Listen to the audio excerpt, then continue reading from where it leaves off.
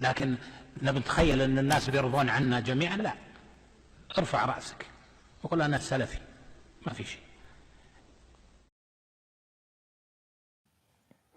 Sual verilir ki, atam xəstəlikdən vəfat edib, xəstələnməsəydi sağ qalardı. Yəni, belə bir söz deyilməz.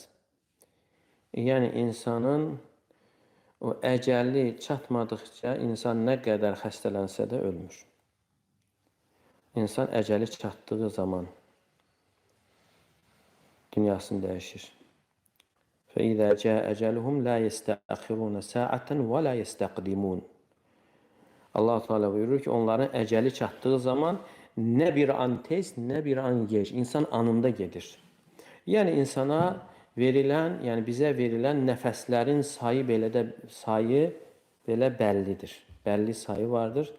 Say tamamlandı, insan artıq gedir. İstəyir xəstələnsin, istəyir xəstələnməsin. Görürsən insanlar deyirlər, filan kəs çörək yediyi əsnada dünyasında, çörək yediyi halda öldü. Filan kəs danışarkən öldü. Filan kəs gedərkən. Yəni o nəfəsin sayı qurtarıb. Ona verilən nəfəsin sayı tamamlandı. Harda olmasına baxmayaraq. Bəzən deyilə xəstələndi.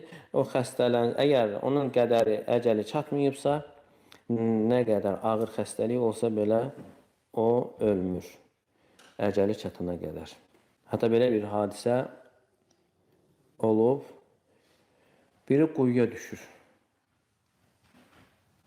Böyük bir quyuya düşür və onu quyudan çıxardırlar. Çıxardırlar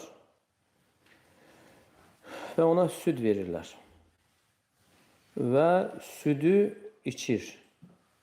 Və sonra deyirlər ki, necə oldu, sən quyuya düşdün. Və deyir ki, belə-belə oldu. Və gedir onlara göstərməyə. Onlara göstərməyə gedəndə indi yıxılıb düşür, indi ölür. İkinci dəfə ölür. Yəni elə bil ki, onun o payı qalmışdı. O süd payı qalmışdı. Ona görə Peyğəmbər s.ə.v buyurur ki, yəni Cəbrail aleyhissalam mənə vəhy etdi ki, heç bir kəsin ruzisi tamamlanmadıqca ölməyəcəkdir. Yəni baxana eyni yeri düşüb insan, ölməyib. Və çıxır və ruzidən bir hissə qalmışdı. Onu içir və sonra onlara göstərməyə gedəndə yıxılaraq ikinci dəfədə ölür. Və ona görə buyurur ki, Peyğəmbərimiz s.ə.v, yəni sizdən birinin ruzisi tamamlanmadıqca ölməyəcəkdir. Fəttəqullahə və əcmilu fit-tələb. Allahdan qorxun və ruzini gözəl şəkildə axtarın. Yəni, ruzi istəməyini sizi günaha, yəni haram yoldan qazanmağa sizi vadar etməsin.